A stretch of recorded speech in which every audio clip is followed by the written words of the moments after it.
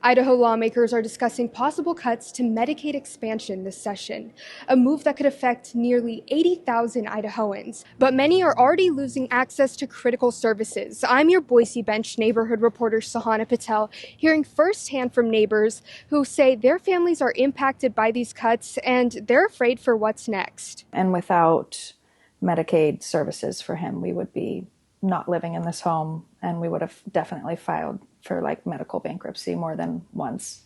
Caitlin Cole's 8-year-old son has relied on Medicaid since the day he was born to treat his physical and mental disabilities. Through the Youth Empowerment Services Program, or YES, which helps kids under 18, he qualifies for Medicaid for his vision and occupational therapy. It was really hard to do. I have a advocate lady that calls me once a month from the Medicaid office to just make sure that he still qualifies. He has congenital nystagmus, which means his eyes shake and they don't work together. Cole says her son Kevin has been going to vision therapy once a week for 7 months. But for some reason, she told me last month he won't qualify now until he turns 9 this summer. That we saw a 75% improvement in his vision, so it's definitely working. When he turns 9 in July and we go back to vision therapy, we'll have a lot of missed time to make up for. And he doesn't feel like he's getting the support or the services that he needs. I see a difference in his confidence, and he gets kind of embarrassed. And his ADHD occupational therapy now only covers 20 sessions a year. How many did he get last year? Unlimited, pretty much. Cole showed me the therapy she will now have to do with Kevin at home for the next 7 months.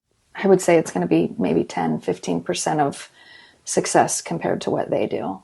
As Idaho News 6 has reported, after an executive order from Governor Brad Little, health and welfare was among state agencies tasked with slashing budgets last fall. A department spokesperson tells me they've had to reduce spending on each managed care contract by 4%. Amina Siddiqui also lives on the Boise Bench. We first met last November when a pause in SNAP benefits left her struggling to make ends meet. Really, all you're seeing is nothing. Absolutely nothing. She tells me she's been on Medicaid since she moved to the U.S. in 1998 and hasn't been able to find a stable job because of her conditions. So I've had 35 doctor visits from 2024 to the very beginning of 2025. And when they calculated all of those costs, it was close to $2 million. So with the help of Medicaid, how much did you end up paying? I paid almost nothing. Idaho Health and Welfare says youth crisis centers, children's residential care, and other key services for youth were held harmless.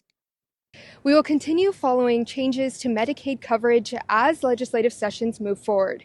I'm your Boise Bench neighborhood reporter, Sahana Patel, for Idaho News 6.